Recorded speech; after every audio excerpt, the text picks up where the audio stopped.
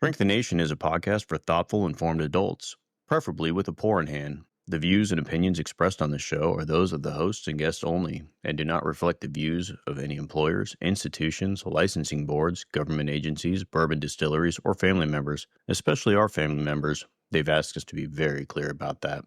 This show is for informational and entertainment purposes only. Nothing said here should be taken as medical, psychiatric, legal, or professional advice. If you're in crisis, call a professional.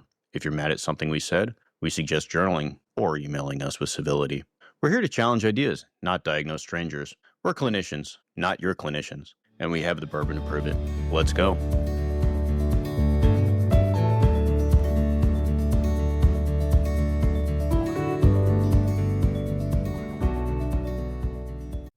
And there we go. We're back. We're here. Episode 3, Drink the Nation. We're on the couch with America. This is the nihilism episode. Everyone is super excited to talk about nihilism. I am sure people have been losing sleep waiting for the nihilism episode. Absolutely. Is anything even real anymore? Cultural nihilism, collapse, and the death of meaning. That's where we are. But to get started off, we'll do some introductions. I am David. I'm the guy who likes technology. Spreadsheets. I like spreadsheets, yeah. No, I still do. Yeah. I like Covered I it. got all this stuff. I know it. But I know it. the poor. No, I got today I do have a special. I went digging through my kitchen and I discovered 2 bottles of bourbon that I did not know I had. And what I found, this one, the Honey House Distillery, which discovered we were driving through Durango, Colorado.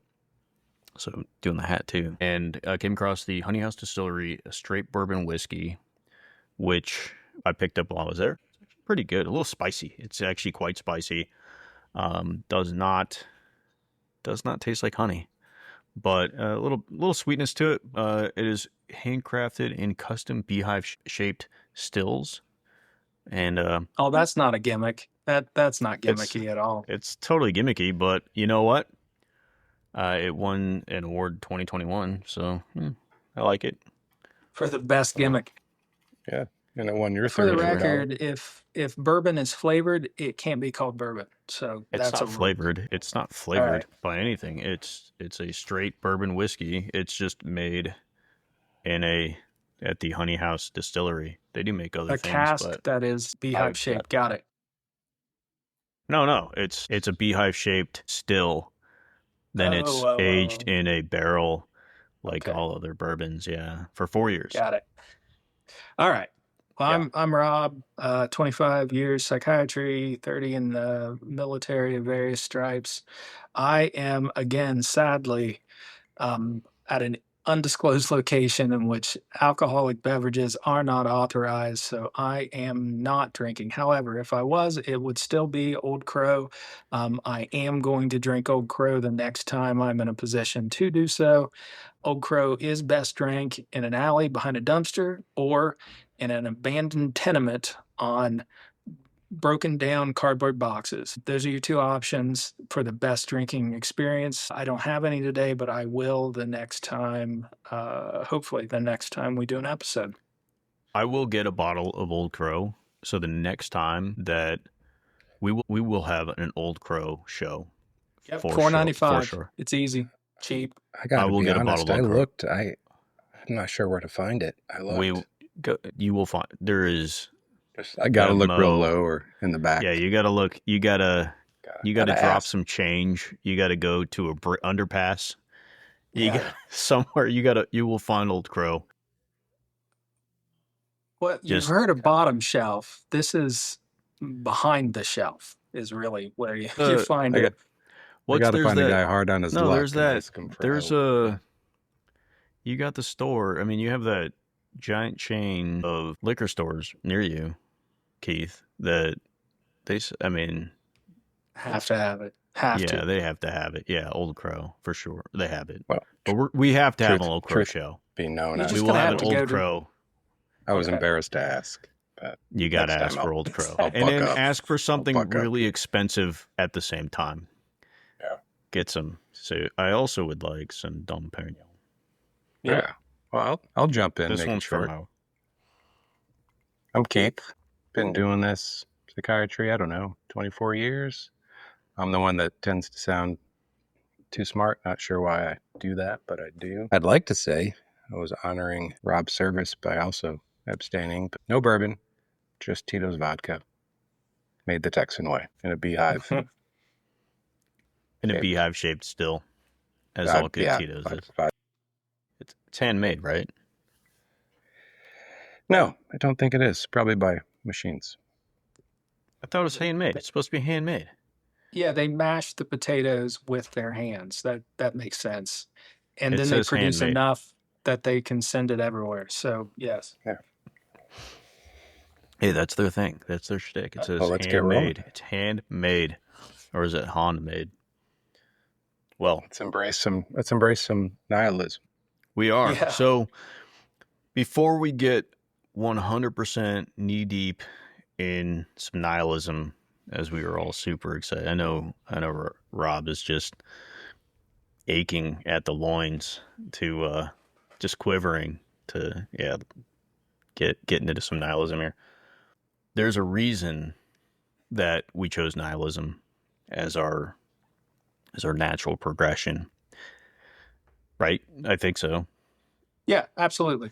So we've talked about largely psychological responses. So we talked about grandiosity, we talked about cognitive dissonance, we've talked about maintaining ego integrity. What I think, and you guys are here to reality check me and provide a counterpoint.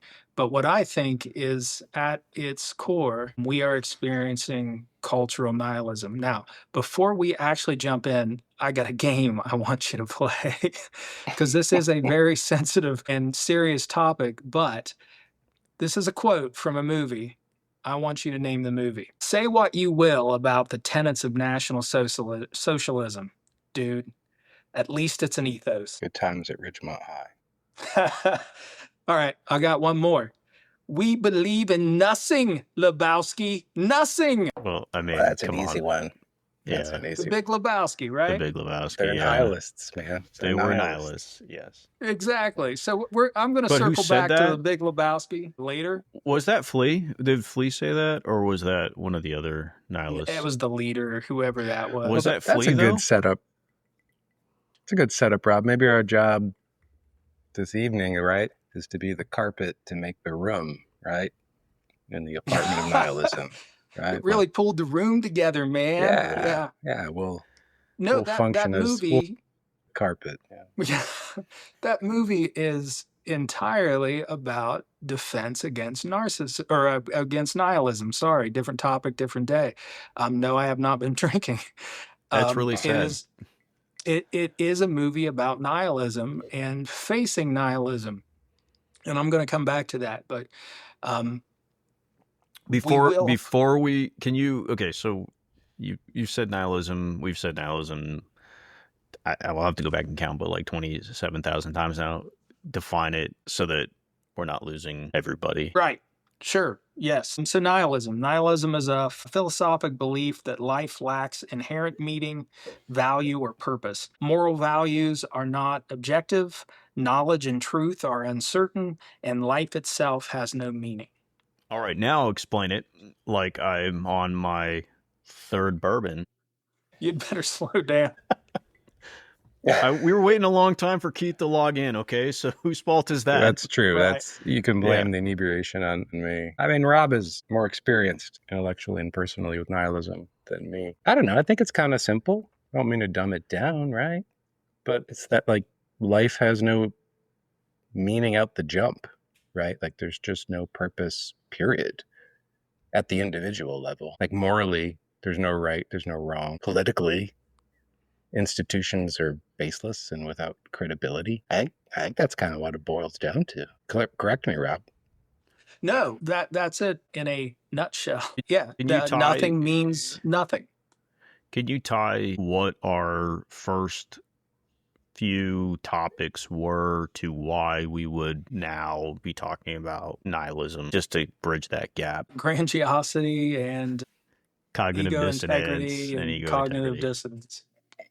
So we start off with things being over the top, then leading to people going along with this viewpoint, maybe against their own morality, to the extent that they're having to align, try to bring in their own understanding of who they are and what that means, and bringing their own ego into that. And then now we're jumping to, man, does anything have any meaning, right? And so that's maybe there's the bridge. So, well, I think for our purposes, we're focused on cultural and political nihilism. And we have paid homage to this topic, touched on it, but the impact of current technology, the changes, we are glutted on information and starved for meaning as a society. So what would happen, assuming this my tenet that we are suffering as a nation from a crisis of nihilism, that there would have to be defenses to that in order to tolerate it, in order to tolerate the anxiety that comes from this nihilistic impulse. And what we've talked about prior is more the defenses to nihilism, or the defenses to something. My premise is that it is nihilism, and that's how it comes together. So we started off with the defenses, and now we're talking toward a potential underlying cause. Well, Rob, but I was going to take the opposite. yeah. Kind of like I was going to sort of take an opposite timeline on that. So let me ask you: do you think it's possible that the nihilism comes last after a core of self-deficit, a core of lack of like sense of self, a sense of self-power, self-agency, that is what we call narcissism, the defense against the lack of self-structure? The cognitive dissonance leads to a bunch of cognitive defenses around all those kind of wobbly self-walls. And then nihilism is sort of the result of years of that, because nothing has meaning. So, what the fuck? Why not? Or do you think it's the reverse? The nihilism drives the deeper dissonance and defense mechanisms, the rationalizations, then a construct of a person or a nation defending with narcissism or grandiosity, like we're powerful when we're not, or we're right when we're not, so to speak. So yeah, this is a chicken and the egg situation, I guess. Does that make sense? I don't know. It does. It does. So if our defenses fail, what comes is nihilism. Potentially, I suppose, we might end up having to double down on those defenses in order to assuage the anxiety.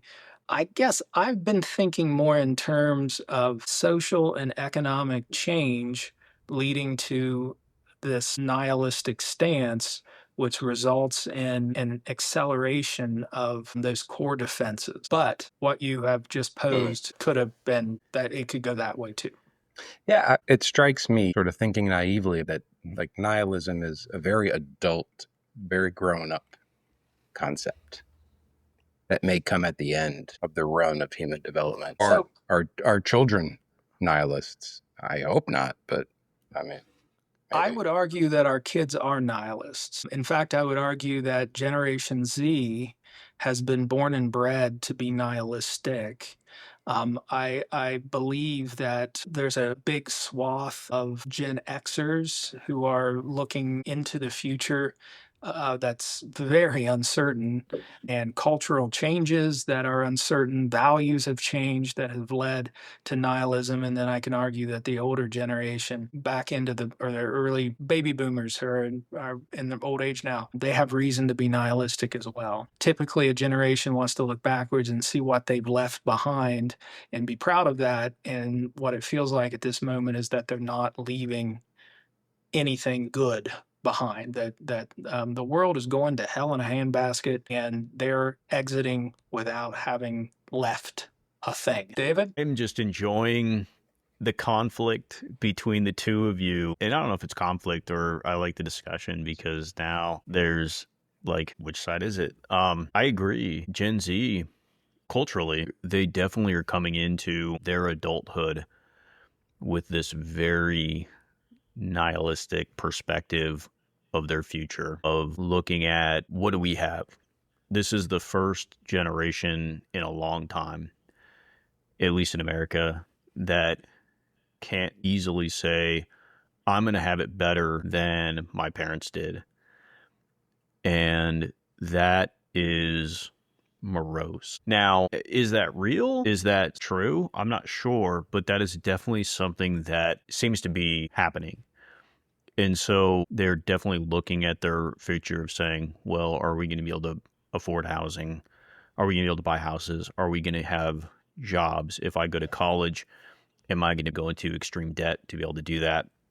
Am I going to have a job? Am I going to be able to get an entry level position with AI theoretically coming in and taking all of these entry level jobs? Am I going to have that? Am I going to be able to study the thing that I want to study? And so Gen Z has a very nihilistic perspective on the future. Where does that come from is, I think, what we're trying to figure out, what we're trying to understand. Yeah. And as you were talking, David, also like, am I going to have a planet? Right? Right. Will there just be more hurricanes or more floods? Yeah. Right? Do I need to invest the time? Does it matter? Or should I just, party like it's 1999? And so, yeah. And so where does that go? What do they end up doing with that? To Rob's point, well, it does result in them looking for leaders that are saying what they want to hear, right? The more I have solutions to these problems, or it's just something different. It's anti-establishment. It doesn't really matter if this is the path I'm on. I just want to hear something different. It doesn't matter what. They just want to do something different, which is a really interesting thing. So Yeah. when we're diagnosing illness, we look for signs and symptoms.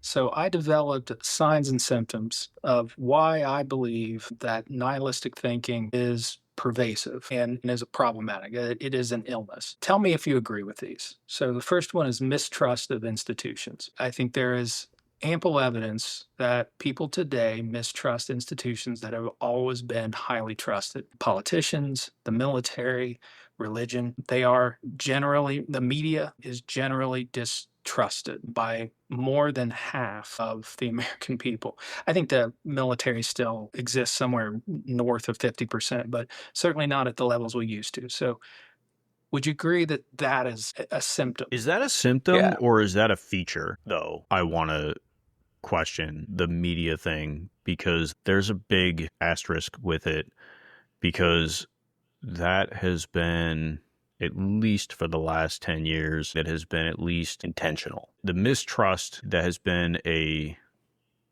planned thing, or at least a pointed thing. Yeah. I think it's been I think that taken comes back to advantage of. my gut, it says, I think, David, what made me think of it, that if you take jabs at those institutions and say they're not trustworthy, say they're lying year over year over year over year, then I think that sort of then comes back to Rob's point that then, especially the younger folks, just come into it with just an inherent mistrust. It feels engineered. It feels intentional. But I think it's a symptom, Rob. I do. The next I would point to is cultural cynicism. So when I talk to my kids, everything that has meaning is quote unquote cringe to them. So black humor, all the nihilistic memes that you can find on the internet very easily, the amount of dystopian movies and anti-heroes, that these are folks that we would not have normally, historically, believed in, that, and they capture the imagination. I'll use Deadpool as an example. He's an anti-hero. He's not a normal hero, and that is the norm, not the exception. That's what captures attention and the imagination of people now. Is that cringe? It makes me cringe a little bit, but I mean, I enjoyed the movies. Ryan Reynolds is a dreamy guy, Dreamboat? but he is just dreamboat. He's got great mobile plans. He really does. Does good commercials. But I think that Maybe is an one day we'll be example. lucky enough to get one. I think that One is day. an example of Come on, Ryan Reynolds. passive. Yeah. We love you, Ryan Passive. Reynolds. Advertise Passive. with us. That's one way to go about it. That's a good call out. I mean, Nihilism. There we go. Movie Come on. That movie is nihilism, right? In a feature film, it's nihilism over the top. But I don't want to interrupt your battle rattle, Rob. But yeah. Let's say it's a symptom. Yeah, let's go with it. Okay. How about the fact that the percentage of mental illness in the United States has significantly increased in the last decade? That we've went from 16-ish to well over 20% of adults are screening positive for mental illness. And there's a quote that sort of stimulated this thought in me. When a person can't find a sense of meaning, they distract themselves with pleasure Or pain. or pain. Or crisis, right? That there's meaning in pain. There's meaning in crisis. And I was thinking about the opiate crisis, and here's irony for you: the significant increase in alcohol use disorders that has come uh, as David takes a sip. Significant increase in alcohol use disorders that came during COVID and have lingered post-COVID. Yeah, it has changed things. That's for sure. Right? Like the social connectedness, I think, is different. The sense of trust is different. I was in another country last week, very different than our own, and I was struck with just how connected and trusting the people were. And there were some Americans here and there, and the side-by-side view of them was stark. It struck me how non-trusting we are as an American culture. And the culture I was in, they didn't know how to make sense of them, right? They didn't know how to interact or interpret what they were doing. But it was also a culture that had to depend on one another for help on all things, very different from our own, and a very non-nihilistic culture. Yes. Versus our own. And put a pin in that. I don't know if it's a symptom, though. I don't know if it's a symptom. I think that what you just said, we need to revisit that during the prescription phase of this. So is that a symptom or a cause then?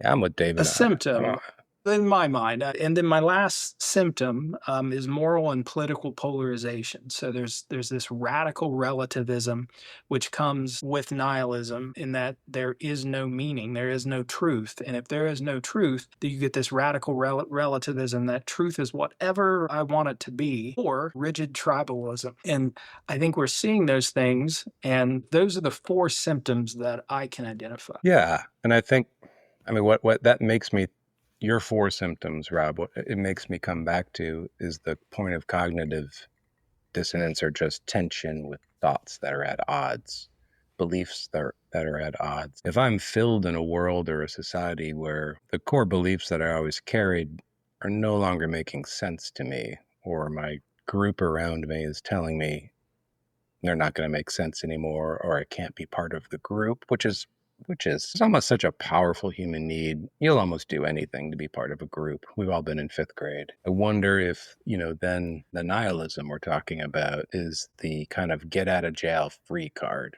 right? To let all that go and then smooth all that over. But the downstream effect of that is pretty awful if we believe that social legal institutions have no meaning, life has no meaning. What's the point? You're left with hedonism, and not in a good way. Not the good hedonism. Don't know if that makes sense. Define the hedonism. Oh, I'd punt that ball straight to Rob. At least the good one. Define the good one. It's organizing your life around a concept of pursuing pleasure. There you go. Yeah, is not a bad define thing. the hedon. Yeah, just define hedon. Yeah, it's not a. I mean, we all want pleasure and to enjoy ourselves. But what when is that hedonism? That's all I'm asking. Just for. Oh, that's what I'm punting. Yeah, I'm punting that squarely at Rob. What is hedonism? Somebody. All right. So hedonistic thought in modern connotation is the pleasure principle. It's seeking pleasure at all costs. Now, historically, the hedonistic philosophers actually would advise one to go a day without drinking water, because if you did that, water, when you took that first sip, would give you maximal pleasure. So that terminology has sort of been bastardized, but in today's thinking, it is seeking pleasure at all costs. And that certainly would be one defense against nihilism, is that when you are lacking meaning, seeking pleasure would fill the void that is left without meaning. Pleasure, substance use, other pleasurable activities would fill that void, as would finding meaning. And you can find meaning in conspiracy theories. I believe the fact that all of a sudden conspiracy theories, not that they've not always existed. I can remember when I was a wee child listening to my uncle spout A we conspiracy. What is different is that they can find each other on the internet, and it takes on a life of its own in a much more profound way, and they're seeking there's this secret code out there that they know exists. It has to exist, and they're looking because the alternative is meaninglessness. that's actually interesting because there's that documentary.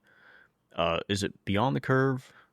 Is that the name of it? Beyond the Curve. About the flat earthers. I Oh, think so. yes. It's a really good documentary.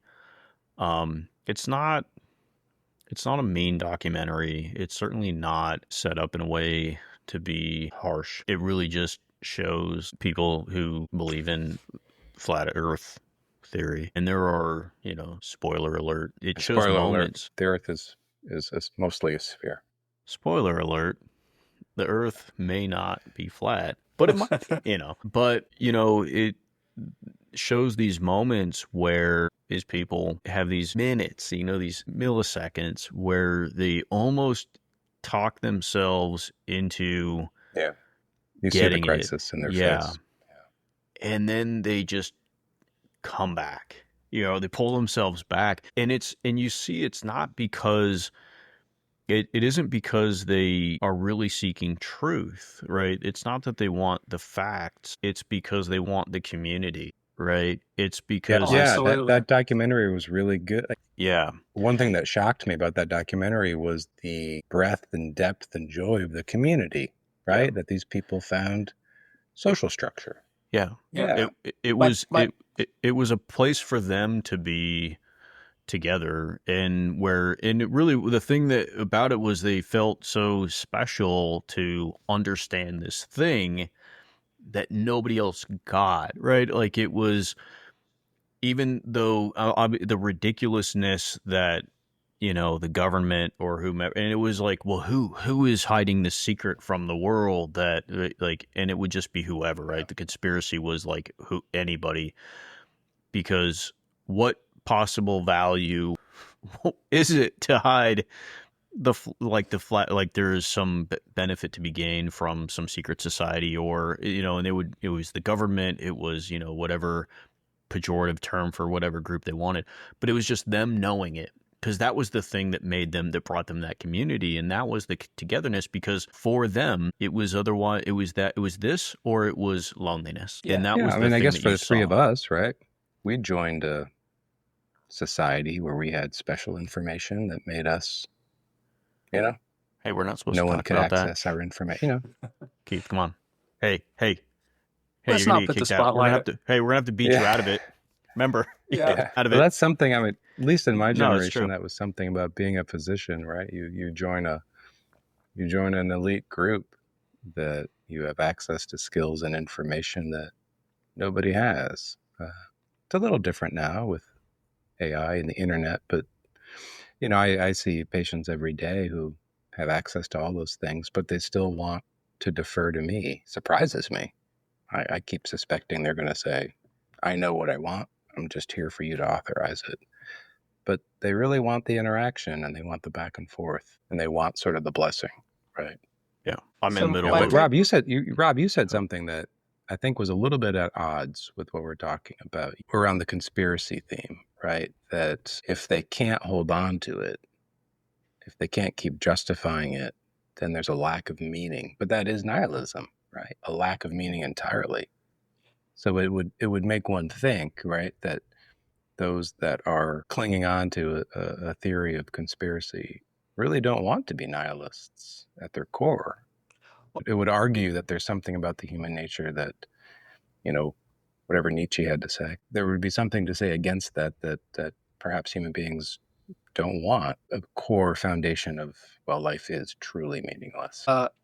Irving Yalom, my psychiatry hero. Irv Yalom. Good old Irv. there is a quote along those lines that basically Holy shit, there's a quote? There's a quote. Robbie's got a quote. It's quote time. I do. Drink, everyone. Yeah.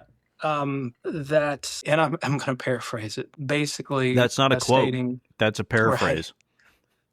Humans. Put your drinks down. Everyone be sad. Humans need meaning more than they need the other necessities of life. And I certainly could flip through the book and find the quote, but that lazy meaning is essential. And he would argue that our interesting position as a human is that we are in need of meaning, that we have to have meaning, and we're born into a universe that lacks any intrinsic meaning. So the challenge is to rely on the cosmos, religion, the tribe, nationality or group affiliation, and the self to develop some sense of meaning, an ethos, which is why I started with the initial quote, other than I wanted to bring in Big Lebowski. But yes, we need meaning. And that's the connection between the conspiracy theorists in my mind, is that lacking meaning, they are finding it in some place that most of us look at and think, well, that's demonstrably false.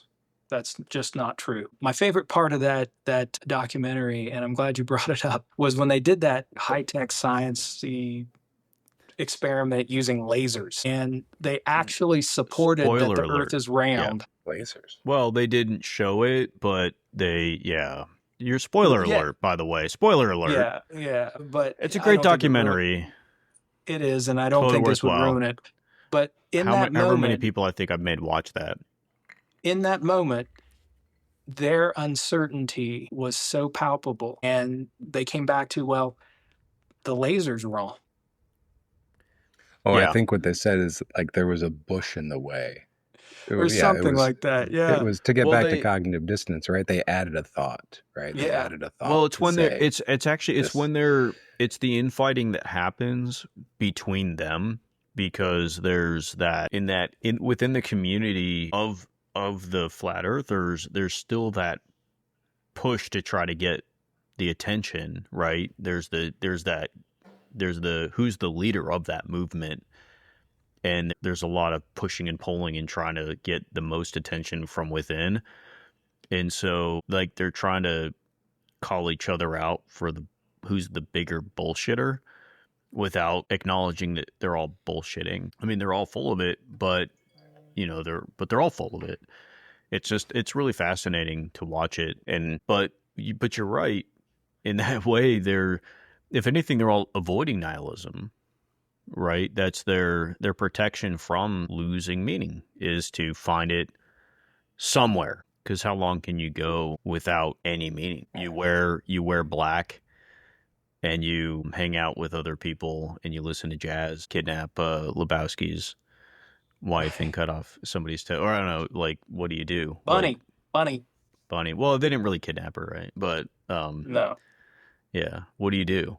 I don't ruin the movie for Sorry. anyone who hasn't. I'm not in my element. I'm not in my element. That one. Right. I'm not in my element. I'm sorry. So, and this is from Nietzsche, actually, what Keith said earlier. To live is to suffer. To survive is to find some meaning in that suffering. And here's the good news. Sounds like he was conflicted. Just slightly. Read some of Give us the good news, Rob. Give us the good news. Here's the good news. This is not the first time that culture has suffered through nihilism. And if we reel back to the late 1800s, when a lot of the writing that I kind of rely on in discussing or thinking about nihilism, Dostoevsky, Nietzsche, Schopenhauer, they were writing extensively in the 1860s through 1890-ish zone, and they were faced with the exact same thing we were facing. In fact, Nietzsche's the most famous book, Thus Spoke Zarathustra, or something. I'm going to rely on my hillbilly inability to pronounce it, but he wrote that entirely because he said, God is dead. We have killed him. He is not being resurrected. And he wasn't really referencing God. He was referencing the fact that science and enlightened reason was impacting folks' spirituality to the point that they were going to stop believing in God. And by doing that, they were going to become nihilistic. So he felt like he needed to present an alternative approach to the world. And of course, he came up with the Superman and or Ubermensch and will to power and that sort of thing. But it was to provide a meaning that was set aside from our normal sense of meaning. Now, we didn't adopt that. The last time I had anyone reference Ubermensch, I can't recall in normal conversation. Yeah. They made it through. They made it through somehow. My sense is that we will too. We can. Yeah, and I want to applaud you. I want to applaud you for making sure that the conversation that we're having is something very approachable to, the average Joe. Like just that last the last Rob lost me a couple left 8 turns paragraphs that you just spoke were just so, 8th grade reading level. It was really, really impressive. Yeah. I almost stuck with you through most of that without falling asleep. Your brain is slowed by alcohol, though. The average listener's probably not drinking as they're listening. Well, one of the hopefully what you were meaning by that, and maybe, I don't know, maybe I'm totally fucking wrong, 50-50. What Gen Z is really going through right now is this: they're looking at this future and it looks bleak for them for a lot of reasons. One, I think being that they have been coddled more than any generation before them, and that has been something that has been documented extensively. There's a book which I actually have been reading because I do that from time to time, especially when we have specific topics. The Coddling of the American Mind by Jonathan Haidt. But speaking to this, the Generation Z has been coddled quite a bit to where they feel as though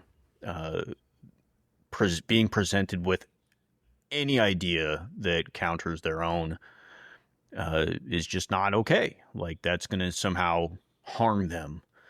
And that is, that's been once the last millennials left college and you got the first, the Gen Zs that started to get into college, they really fought against the idea of having even people coming in and having any ideas that they didn't like, because that was going to somehow impact their mental health negatively.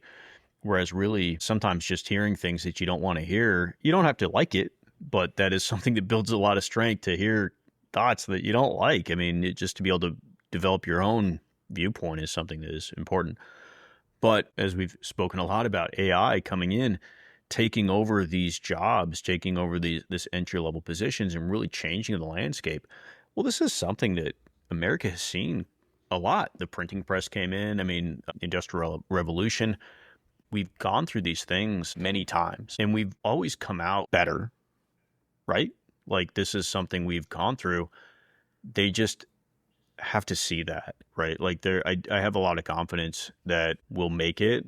Now, will we have to redefine what entry-level position looks like? Yes. You spoke last time we talked, Rob, about talking to a couple of 22-year-olds and how they felt like they should get paid more in their entry-level jobs. And I laughed my ass off that you said these young folks because they're 22.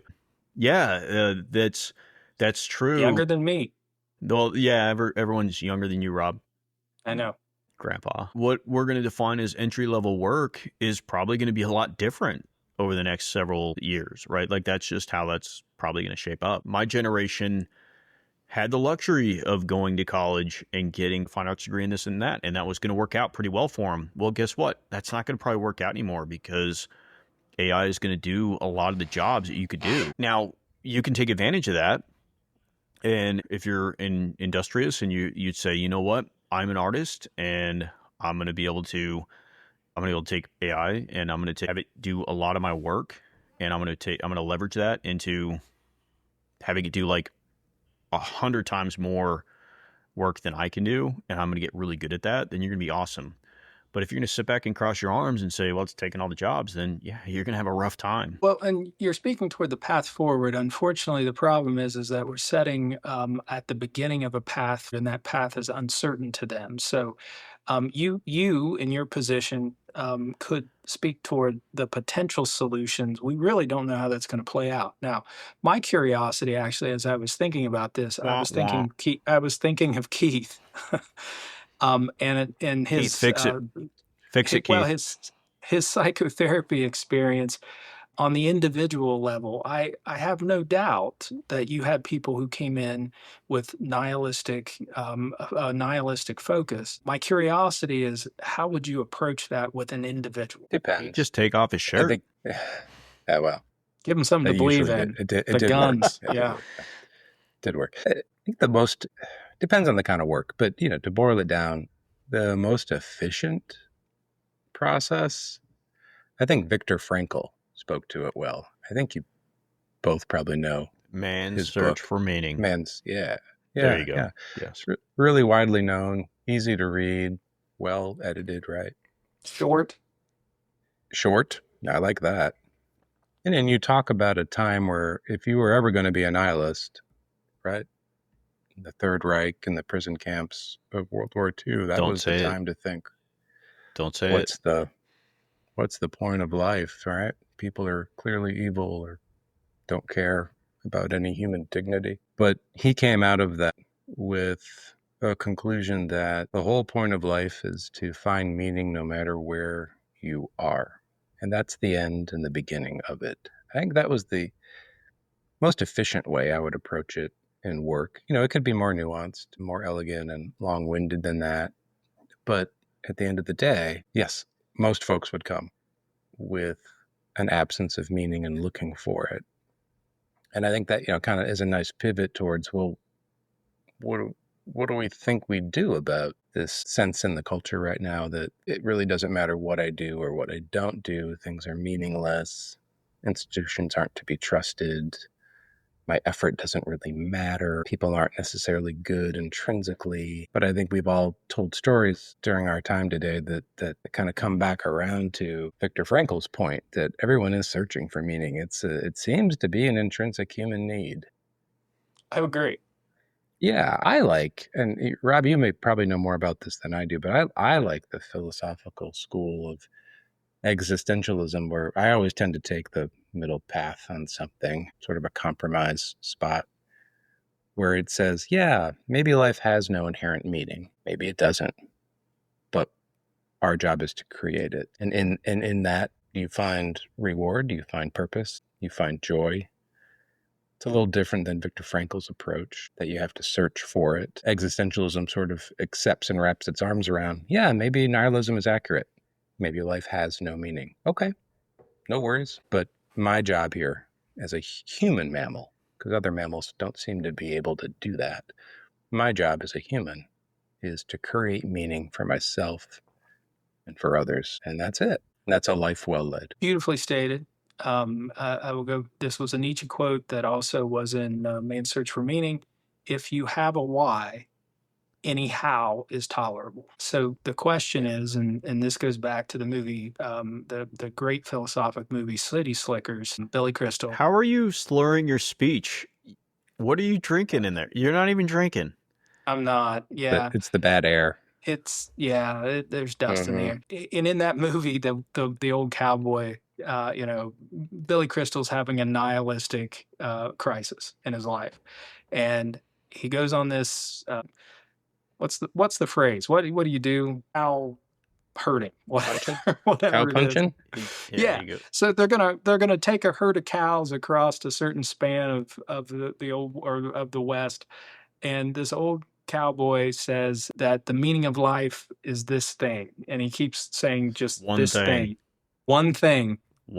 And it's finding that on an individual basis, that one thing that is the why, which makes any how, whether life ends up turning out that AI does all the things and I have to be an electrician or a plumber because it turns out AI can't do that, fine, because I have this one thing that drives me. The only quote I remember from that movie is, pretty soon you'll be dating sperm. But that was only because I was so young when that movie came out that was a very inappropriate quote for me to say.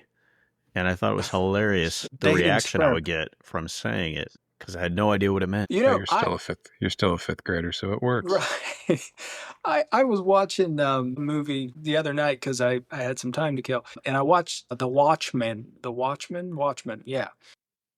But what I found interesting, because I was already thinking about nihilism, is that there's a point in that movie that the one character, I think Mr. Manhattan, the blue guy, The naked guy.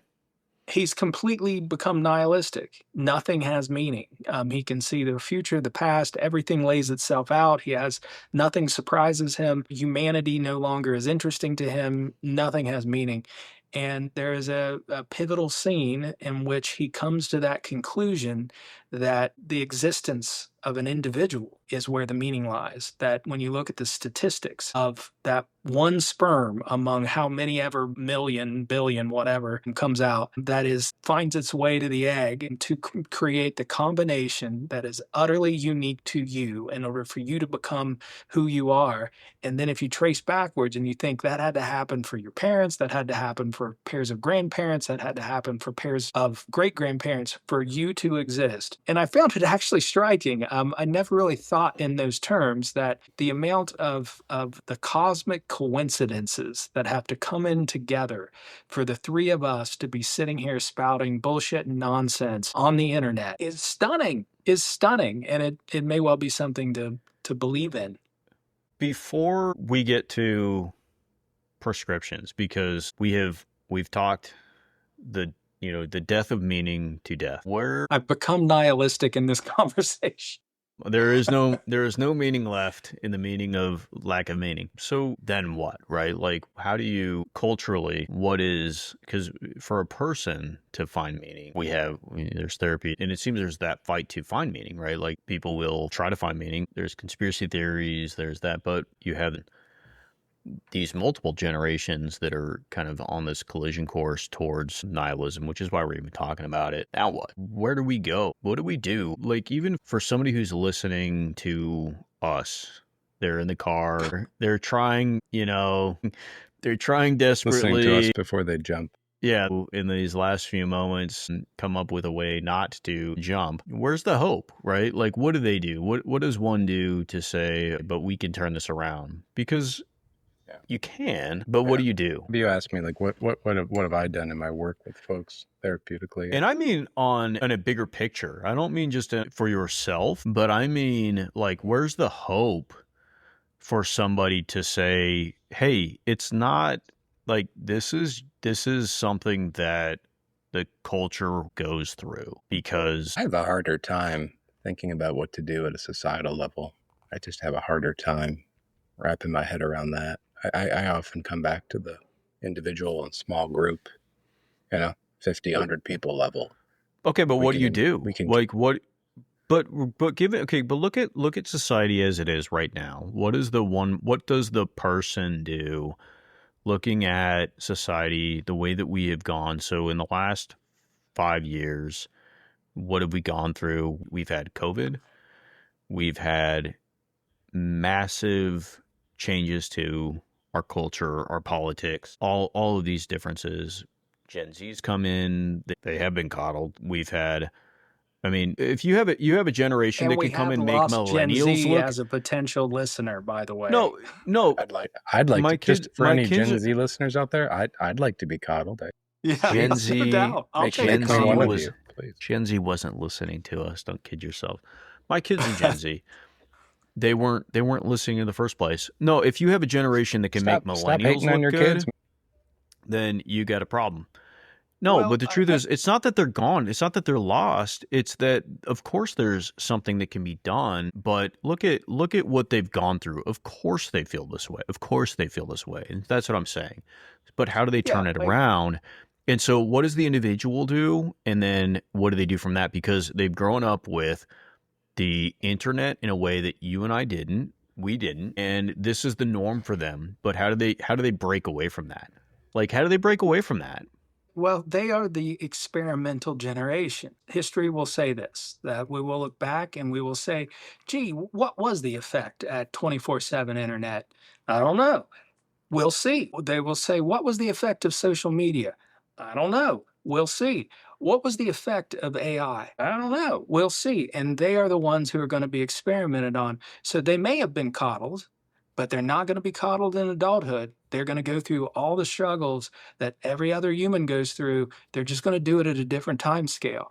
So, which does bring us, I think, to prescriptions. Okay, so I'm pushing give us the prescriptions. Do it. You want what are we going to do? Well, I have ideas. I want hope. I want action. I want actionable Rob. stuff. Who wants to start with a prescription?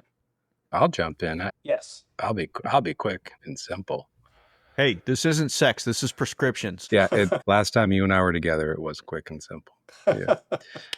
I would say what I have heard myself say for a long time now: find a primary process. That being jump into something. Doesn't matter what it is. Something that is what it is, with no other levels or layers to it.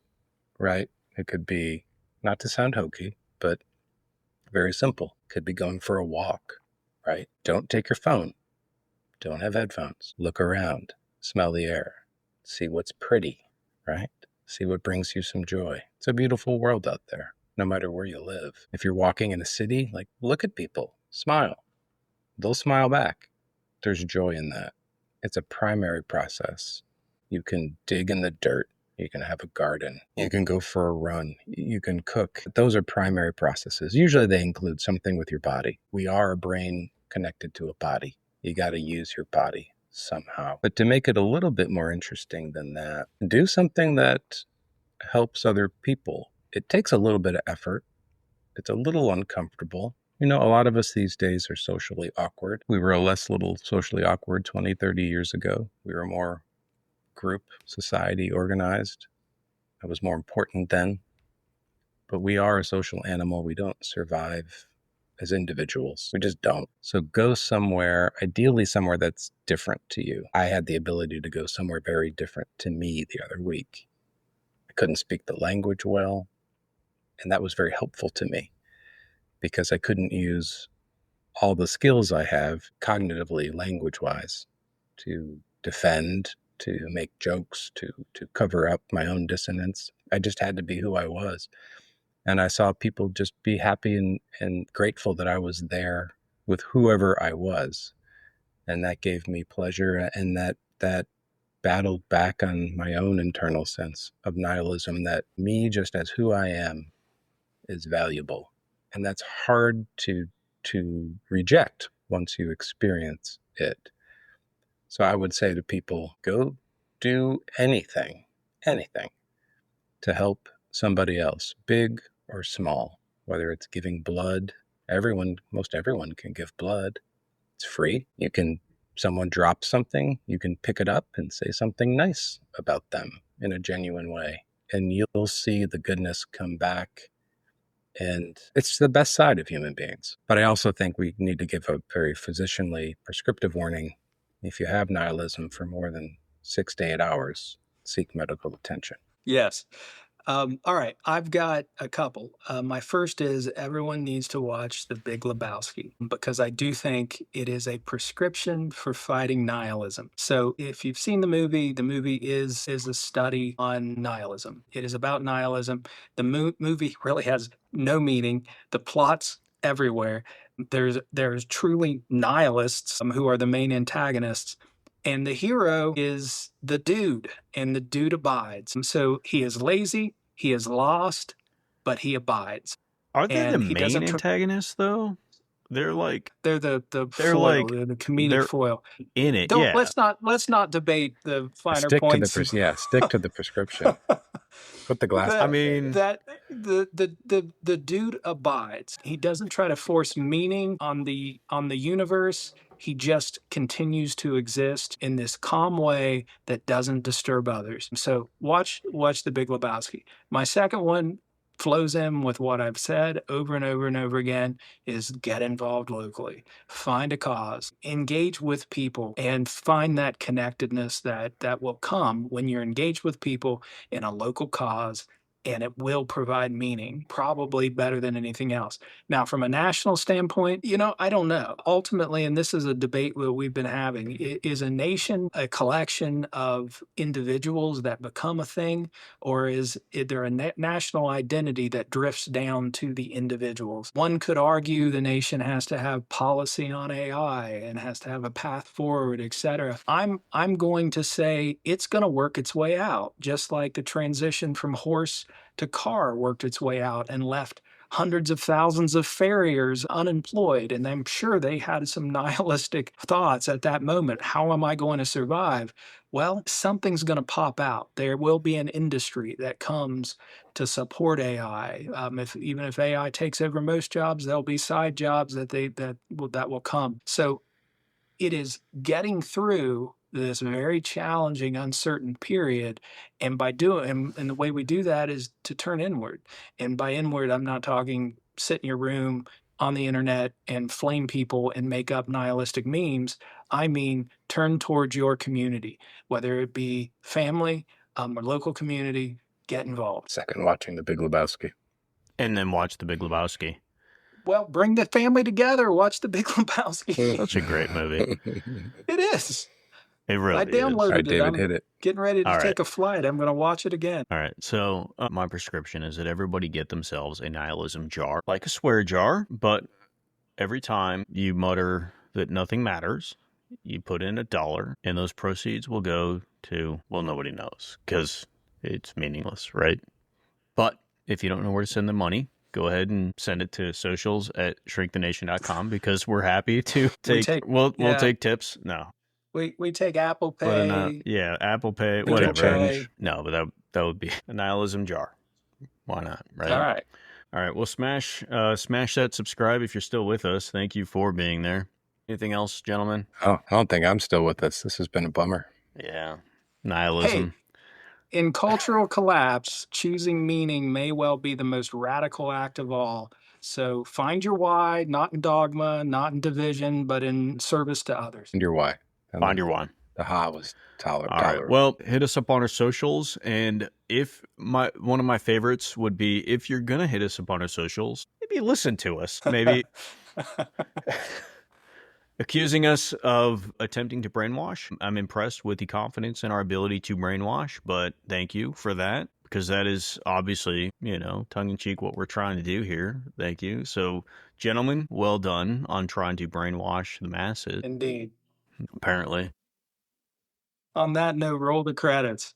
And but anyway, Facebook, TikTok, I don't know, whatever the hell, Instagram, what are we on?